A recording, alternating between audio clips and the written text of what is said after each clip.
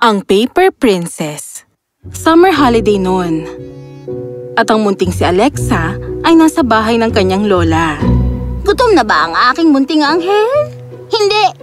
Ayoko ng kahit na ano. Bakit ba hindi ako isinama ng mga magulang ko? Honey, business trip yun. Magiging abala sila. At isa pa, nandito naman si Lola kasama mo. Ayoko po sa inyo.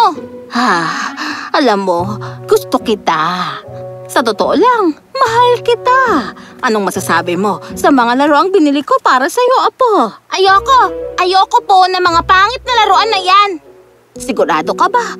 Ito kayang si Mr. Pilot? Ayoko! At pagkasabi nito, kinuha ni Alexa ang bag niya mula sa kanyang lola at nagmamadaling pumasok sa kanyang kwarto. Tinapon ang mga laruan niya sa labas ng bintana. Nagulat ang matanda.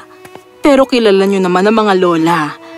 Gagawin nila ang lahat para maging masaya ang kanilang mga apo. Kinuha niya ang piraso ng pink na papel at nagsimula siyang gumawa ng mga tupi. Namanghang nanood si Alexa habang gumamit ng iba't ibang makukulay na papel ang lola niya. Tiniklop, tinupi at binuka niya ang mga ito. At sa loob ng ilang minuto, isang magandang origami na prinsesa ang nagawa. Sino po siya? Siya ay isang prinsesa. Pwede mo siyang pangalanan. Ang Paper Princess? Magandang pangalan yan. At ito ang kanyang mahiwagang sombrero. Mahiwagang sombrero? Oo. Kapag inilagay mo ang sombrero sa kanyang ulo, kaya niyang gumawa ng magic. Sige, dapat gumana ito. Nang gabing yon, ang lola ni Alexa ay pinahinga na siya sa kama at pagkatapos nakatulog na siya.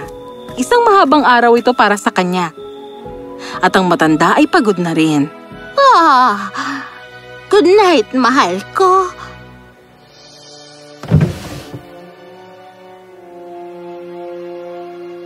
Sige na, papel na prinsesa.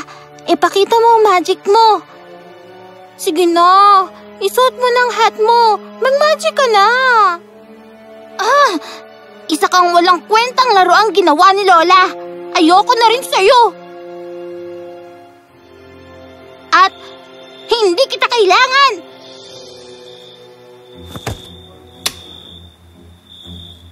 Nang lumabas ang buwan mula sa likod ng mga ulap, ang liwanag nito'y nasinagan ang Paper Princess.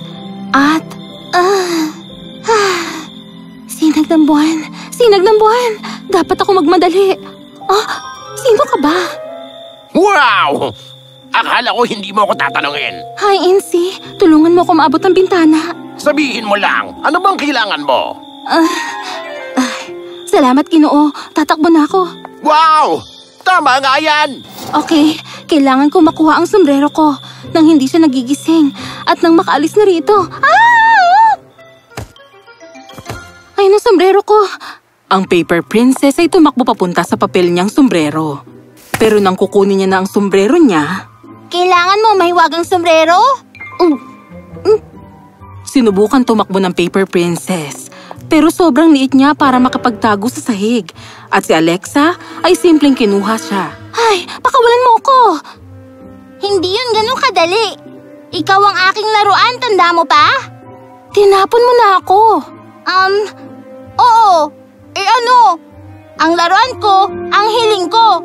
Isa kang napakasalbahing bata. Iba naman ang sabihin mo.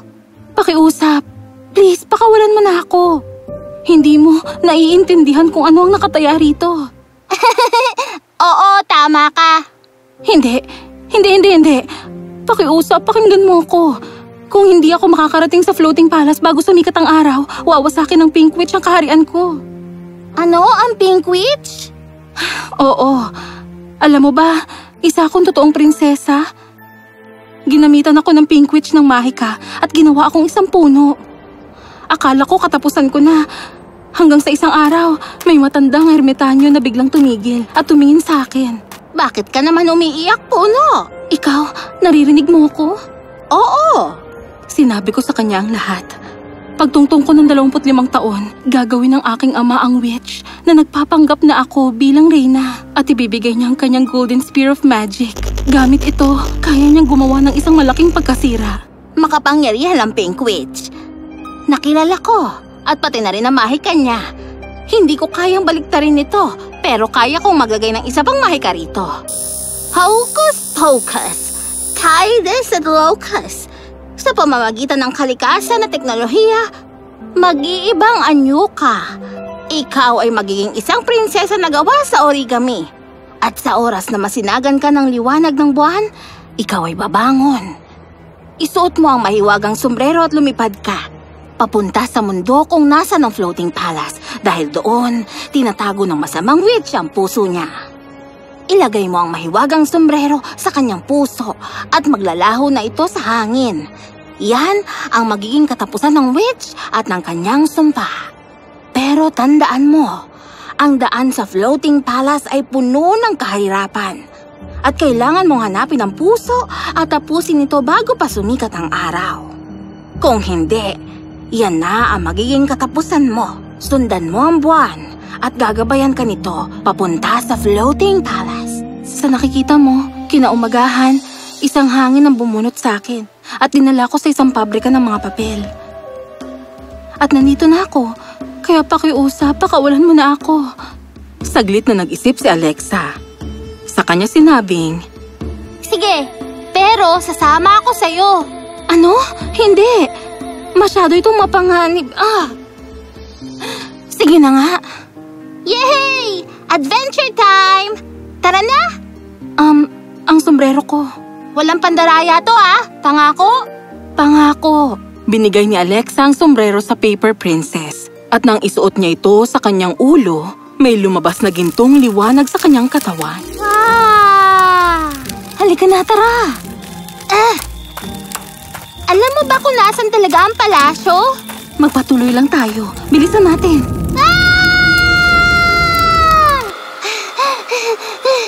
Wow! Yan ay... Wow! Sundan mo ko, okay?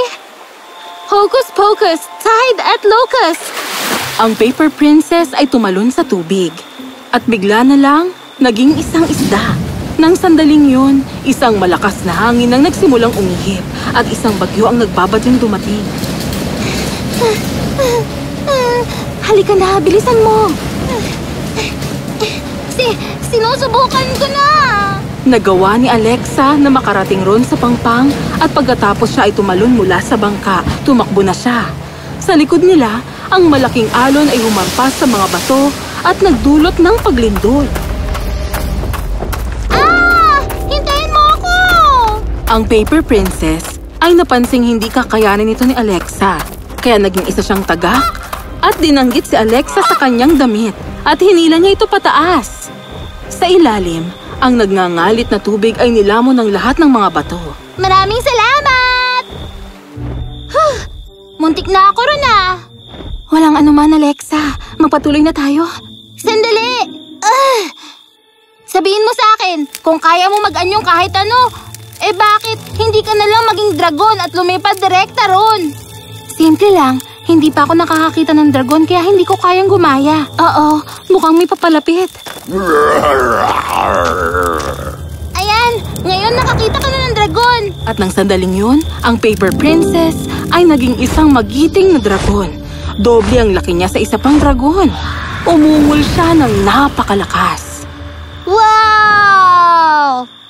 Ang isang dragon ay umatras at lumipad palayo sa takot. At hindi na itong bumalik pa. Pagkatapos nilang maglakad sa kagubatan, narating nila ang isa pang malaking dagat. Sa gitna ng dagat ay naroon ang floating palace. Pero walang ibang paraan para makatawid sila rito. Malalaki ang mga alon at umuulan din ng malakas. Ano nang gagawin natin ngayon?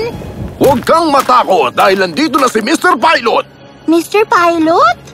Ang aking laruan? Dinala ko sila rito, sakaling kailangan natin ng tulong. Ano naman? At sa oras na yon, lahat ng laruan ni Alexa ay lumapit sa kanila. Wow! Huwag ka nang magtatapon ng mga bagay, kahit na isa itong laruan, dahil baka kailangan mo sila. Isang mahabang araw ito para sa kanya. Sandaling nag-isip si Alexa. Mr. Pilot, dalhin mo kami sa floating palace. Huwag kang matakot dahil narito si Mr. Pilot! At susundan namin kayo bilang inyong hukbo. Mabuti, tara na! Umalis na sila sakay ng helicopter at sinugod ang malakas na bagyo.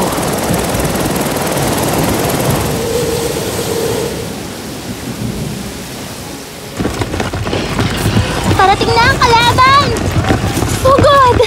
Nang nagsagupaan na ang dalawang hukbo, sina Paper Princess at Alexa ay dumiretso na sa palasyo.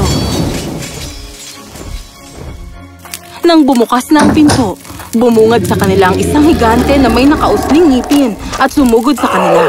Inatake ng higante ang Paper Princess, pero si Alexa ay pumagigla sa kanila at sinipa niya ito. Alexa! Hindi! Alexa, anong ginawa mo? Patawarin mo ako. Dapat naging mabuting tao ako. Nang sandaling yon, isinara ni Alexa ang kanyang mga mata. Ngumiti ang Paper Princess. Tapos, nakita niya ang puso ng Pink Witch sa isang nakatagong lalagyan. Inilagay niya ang kanyang sombrero sa ibabaw nito at agad itong naglaho sa hangin. At nang maglaho ito, ang Paper Princess ay naging isang napakagandang dalaga. Ito ang kanyang anyo bago pa siya isinumpa, si Prinsesa Zaina. Maraming salamat, Alexa. Naging isa kang mabuting kaibigan. Nang sumikat ang araw kinabukasan, si Alexa ay nagising sa kanyang kama. Nagulat siya. Ano? Kailan pa ako? Paano ako? Panaginip lang ba ang lahat? Alexa! Oh, honey, gising ko na. Agad namang pumunta si Alexa sa kanyang lola at niyakap niya ito. Oh, Lola! Patawarin niyo po ako. Naging masama ako sa inyo at sa mga magulang ko at tinapon ko pa ang mga laruan ko. Oh, bakit ka nagsusorry kung kinuha mo naman ang lahat pabalik? Anong ibig niyo sabihin? Ang mga laruan mo, naroon lang sila sa sala. Ano po? Agad namang tumakbo si Alexa sa sala at nabigla siya nang makita niyang nakasalansa ng mga laruan niya. At sa mga laruan niyang yun, naroon ang kanyang Paper Princess. Salamat sa inyo! Maraming salamat talaga! Sa kabilang banda ng kwarto, ang kanyang lola ay nanunood at nakangiti. Alam niyo kung bakit? Dahil siya ang ermitanyo na nagpalaya sa ating Prinsesa Zaina. At ang nagturo sa apo niya ng isang aral.